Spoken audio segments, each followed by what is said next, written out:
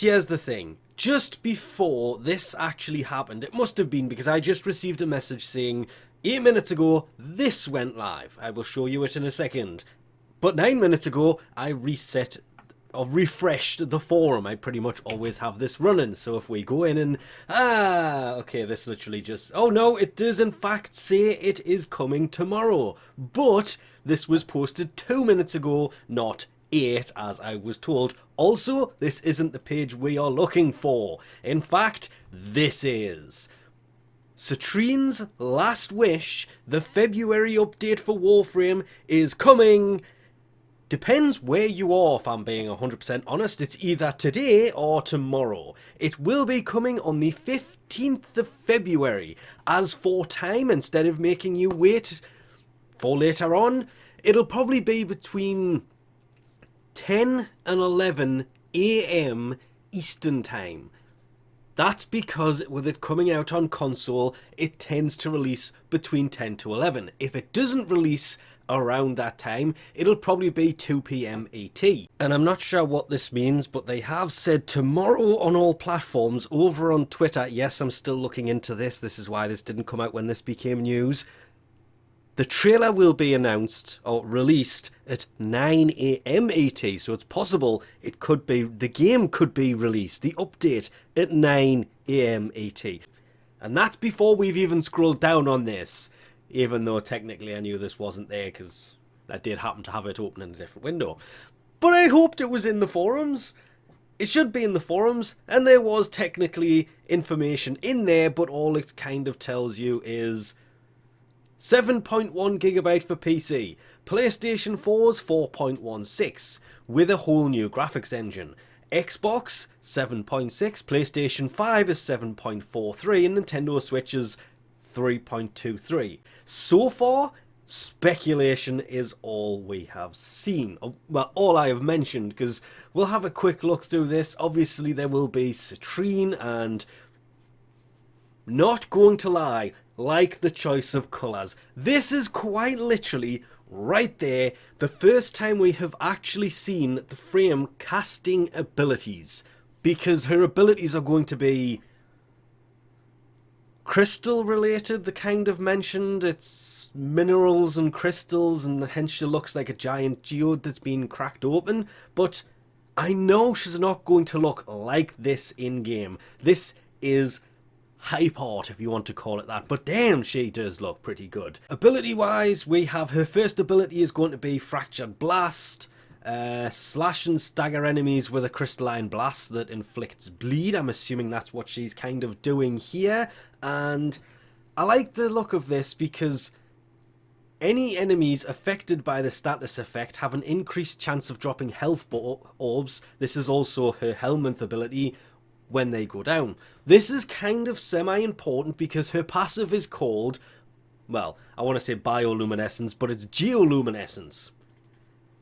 And when you pick up a health orb as Citrine, you will gain an aura around you that, yet again, they could have had some kind of artwork in here to demonstrate that.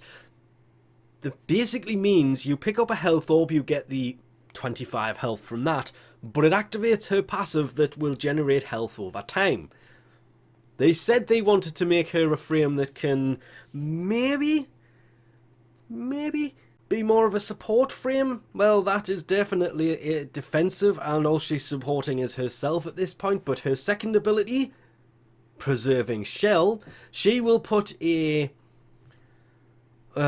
crystalline shell that gradually decays over her and her nearby allies.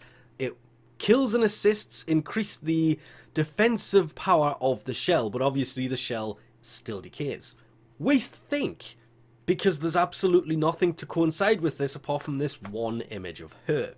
Then we get to her third ability, Prismatic Gem, where it deploys a gem that shoots prismatic beams at any enemy that is taking weapon damage, and it does say taking weapon damage from Citrine herself or her allies. The beam itself will inflict heat, cold, toxin and electrical status effects to the enemies.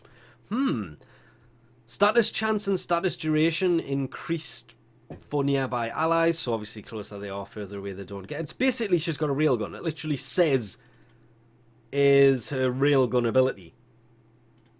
Then there is her fourth, Crystallize. She summons a crystallized fracture. The fractures rush forward, seeking enemies. Enemies touched by the fractures are paralyzed and get crystalline growths. Hit the growths to deal more damage. To be fair, sounds like her third might be better than her fourth.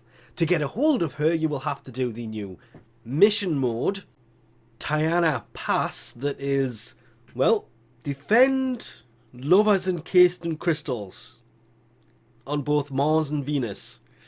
They said Exini was going to return, and Exini was on neither Mars or Venus.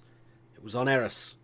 So Exini is in fact not returning. That's a bit of a shame. But you don't have to farm for her. You will be able to buy her as well from, well, you collect her parts from that. Doesn't actually say where they are. Don't honestly give a flying turd about face tattoos for the Drifter. More importantly is Rhino's Death Watch skin that's going to turn him into a giant Rhino bug. There is, of course, new Void Shell skins and bundles to coincide with that, and there was other stuff that they mentioned supposed to be coming in this. There is a new Ember Void Shell skin. Okay, what about the changes to, oh, I don't know, the Archon shards that will not take effect till the following Monday? Well, we'll find out more about that tomorrow, because Citrine, the new Warframe to Warframe, will be coming on the tomorrow's, the 15th of February 2023. What time it will come out will literally, it depends if they are going to stick with the sticking to consoles and having it come out between 10 and 11 AM ET, or whether they're going to stick to Warframe logic and have it come out at 2 PM ET, because that's when all updates for Warframe used to come out. So till then, we'll leave this off here. Thanks for watching. I'll catch you next time.